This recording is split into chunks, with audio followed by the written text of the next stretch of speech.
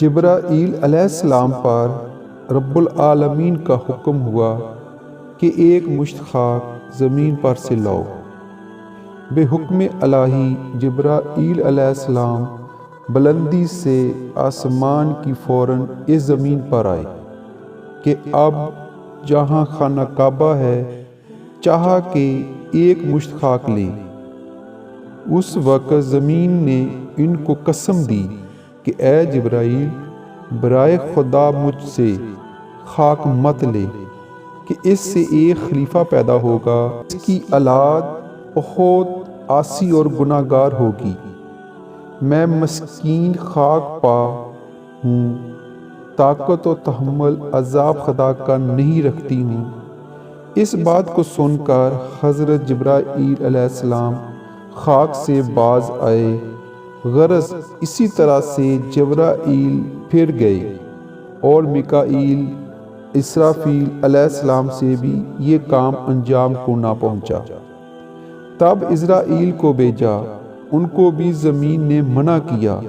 انہوں نے نہ مانا اور کہا کہ جس کی قسم دیتی ہے میں اسی کے حکم سے آیا ہوں، اس کی نافرمانی نہیں کروں گا، تجھ کو لے ہی جاؤں گا۔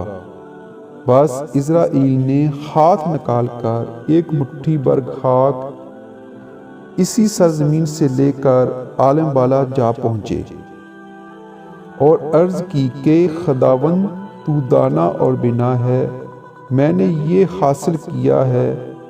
تب اللہ تعالیٰ نے فرمایا، اے اسرائیل، میں اس خاک سے زمین پر ایک خلیفہ پیدا کروں گا اور اس کی جان قبض کرنے کے لیے تجھی کو مقرر کروں گا۔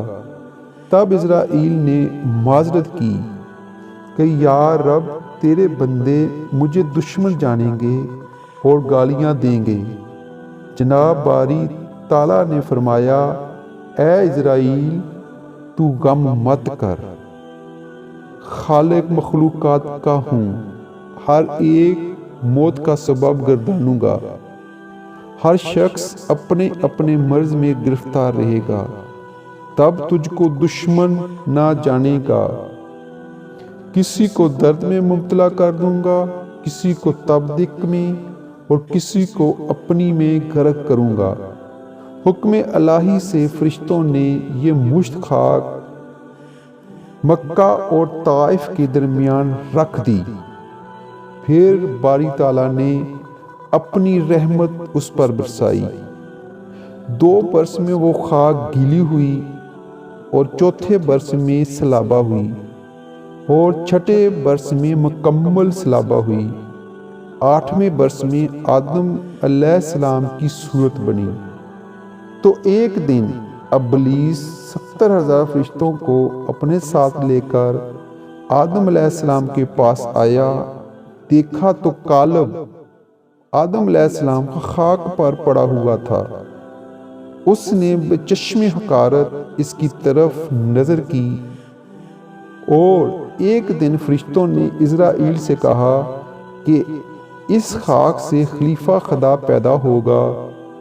حضرت اسرائیل علیہ السلام بولے، یہ سچ ہے، مگر اللہ تعالیٰ اس ضرورت کو میرا فرما بردار کر دے گا تو میں اس کو ہلاک کروں گا، اور اگر مجھے اس کا فرما بردار کرے گا تو میں اس کی فرما برداری نہیں کروں گا۔